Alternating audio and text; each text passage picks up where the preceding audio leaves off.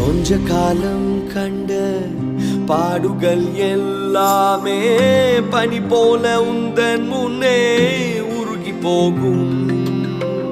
கொஞ்ச காலம் கண்ட பாடுகள் எல்லாமே பனி போல உந்தன் முன்னே உருகி போகும்.